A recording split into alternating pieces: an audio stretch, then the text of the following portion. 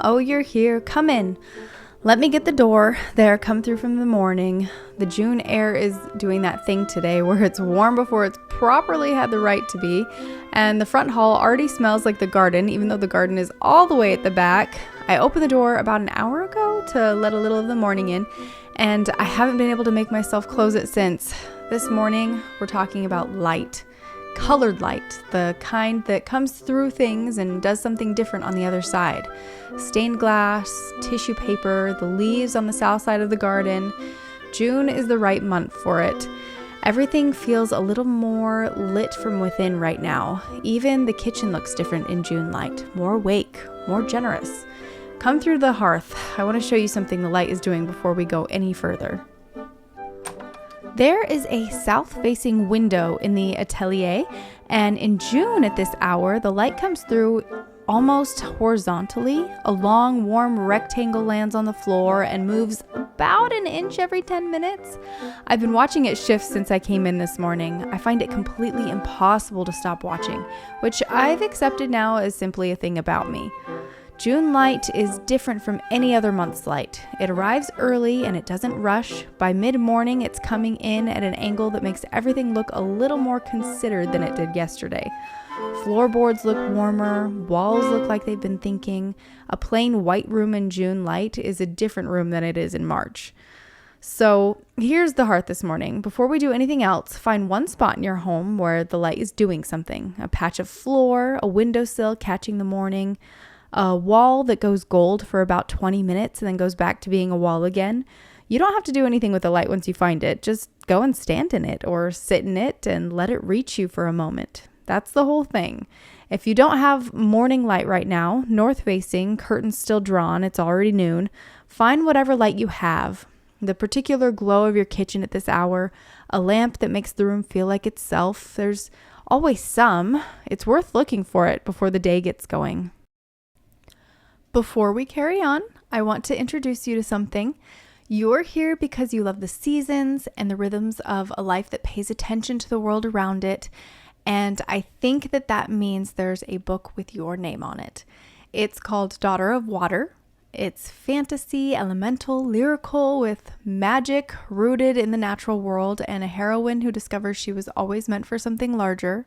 My husband and I wrote it together, and I'm quietly proud of it. It's an NIEA finalist. It has 5 stars from Reader's Favorite, and it also was awarded the Bragg Medallion. You'll find it at dampts.com, that's DAMPTS.com, and on Amazon. The links are in the show notes. If you give it a chance, it means everything to us. Right, carrying on. I've been carrying a poem all week, and I have to give it to you now because I can't hold on to it any longer. It's Emily Dickinson. She is very good at making enormous things feel very small and very small things feel enormous. I've been in love with that quality of hers for years, and this poem is it at its best. This one is about the sunrise. She wrote it in the 1860s. It says, "I'll tell you how the sun rose, a ribbon at a time. The steeples swam in amethyst, the news like squirrels ran." A ribbon at a time, the steeples swam in amethyst. I read that and I can see it exactly. The sky going from dark to light, not all at once, but incrementally, a ribbon at a time. Color arriving before brightness. The word amethyst doing so much work in one word. I think Dickinson understood stained glass without ever naming it. She understood that color is not decoration, it's information. It changes how you feel about what you're looking at. June morning light has its own particular color, something between amber and gold and the very palest green. And once you notice it, you can't unnotice it, which I think is what she was getting at. Come through to the ballroom for a moment. I want to tell you something before the music starts. We've been making light catchers this week, the paper kind, tissue paper in soft colors layered and hung in the window. And when the light comes through them, it pools on the floor in these little patches of amber and coral and green that don't look like they should exist in an ordinary room. They look like something else, something that belongs in a story. And that is not entirely unrelated to what we've been reading at bedtime lately. We've been reading Fablehaven. It's a series about a family who discovers that their grandparents' property is actually a nature preserve for magical creatures, fairies mostly, the kind that live in flowers and at the edge of the light. The children are completely and utterly convinced that our garden is full of them now. I come outside in the morning and Harvey is walking very carefully around the herb bed so as not to disturb anyone who might be living there. Tristan wants to leave something out for them, usually milk. And I'll be honest with you, in June light, when the garden is still wet and the cobwebs are catching the sun and everything smells the way it does, I find I'm not entirely unconvinced myself, which is why the only possible piece of music for this morning is called Bohemian Fairy. Let's listen to it.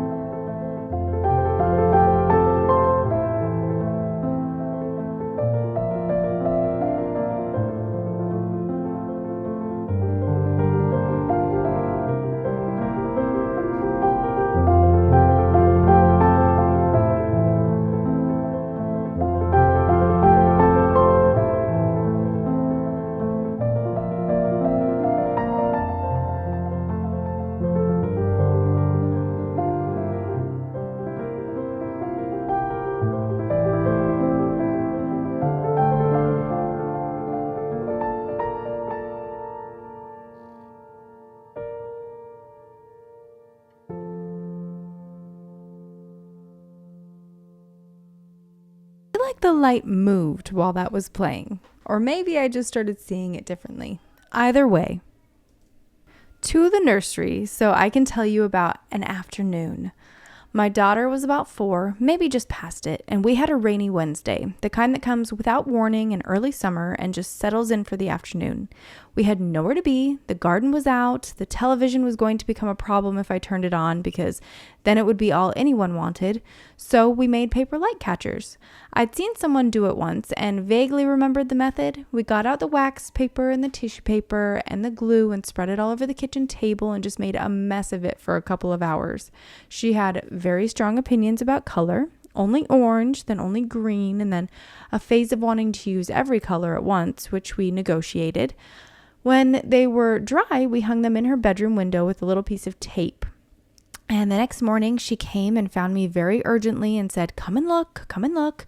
And when I went in, the morning light was coming through those tissue paper squares and throwing little pools of orange and green and coral all over her bedroom floor.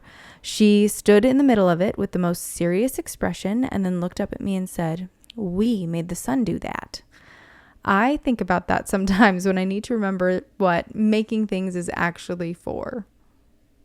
Right, finally it's time to head into the atelier. Come in, I want to show you what we're making today. Paper light catchers, the simplest version of stained glass you can make on a Wednesday morning, and the effect is genuinely lovely. Here's what you need. A piece of wax paper, the kind you use in the kitchen, nothing special, and tissue paper in whatever colors you like, and PVA glue.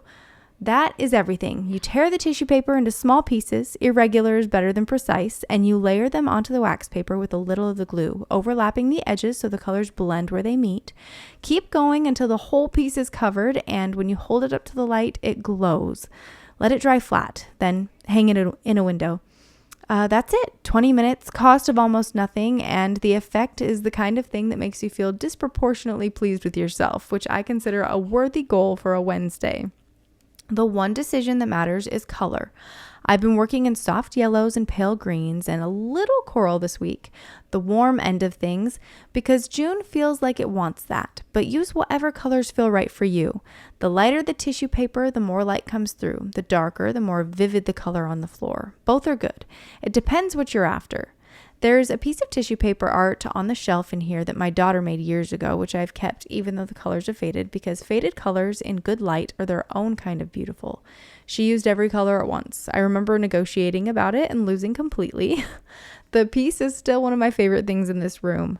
You don't need to redecorate a room to change how it feels. You need one object that plays with the light, something translucent, something that catches and moves it, and the whole quality of the space shifts. A piece of colored glass on a windowsill, a jar of water in the sun, a light catcher hanging in the corner that was dark and ordinary this morning and is now, by afternoon, throwing small colored shadows across the floor. That's what making things is for. Saying something specific with whatever you have to the particular light of this particular morning. A moment, because I want to tell you about something that happens on Wednesdays. When I'm in the atelier, which if you've been here a while, you know is one of my favorite days of the week. One of the things I love to do is design patterns, seasonal things, botanical things, the kind of imagery that belongs in a room that cares about how it looks. My daughter Gwen found her joy in art not so long ago, and we've made it something we do together. She draws, I develop, and somewhere in that back and forth, the designs become what they are. Ladybirds on soft pink linen, folk florals and gentle pastels, botanical prints in muted blues and greens, warm linen textures in cream and beige, the kind of thing that ends up on a tea towel in a kitchen you love, or on fabric for a quilt you've been meaning to start, or on a bag you carry to the farmer's market on Saturday mornings. The shop is called Gwen's Gardenias, named after her because none of it would be what it is without her, and you'll find the fabric and wallpaper on spoon flower and finished goods, pillows, bags, tea towels, and more on Redbubble. Both links are in the show notes. If something catches your eye, it genuinely means the world to both of us. Now, back to the estate. There was a letter this week from someone who writes, I want to be more creative, but I don't feel like a creative person. I don't draw. I can't paint. I don't make anything that looks the way it does in my head. How do I start when I feel like I'm not naturally talented at any of it? Oh, I do feel this. Here's what I want to say, and I mean it genuinely. I think creative is one of the most unhelpful words we have because it implies a category of person, someone who has a gift, who produces beautiful things naturally, who is just built that way. And most of us look at that category and quietly decide we don't qualify. But I don't think creativity is a category. I think it's a practice. I think it's what happens when you regularly make small things with no particular goal, and over time your hands learn what your mind already knows about what is beautiful. Paper light catchers are not art. The tissue paper squares on my daughter's window were not art, but making them taught both of us something about color and light that we wouldn't have known otherwise. You can't learn it from looking at things other people make, you have to get the paper wet and see what happens. So the answer where to start is start with something that has no stakes, something you could make in 20 minutes on a Wednesday morning at the kitchen table with materials that cost almost nothing. Make it badly and then make another one. Let them be imperfect and hang them somewhere anyway and see what they do in the light. The gap between what you imagine and what you make closes slowly, but only if you keep making things. The light catcher on the windowsill is doing something lovely right now, throwing a little pool of soft amber onto the floor just beside the workbench, which it wasn't doing an hour ago. The light has moved, the colors moved with it. I find that quite wonderful, that something so small can keep doing different things, that you can make a little fixed thing and the light changes it all day. I hope your Wednesday has something in it that you make, even something very small, even if it doesn't go the way you imagined. Come back tomorrow. I'll be in the kitchen. Until then, take good care of yourself.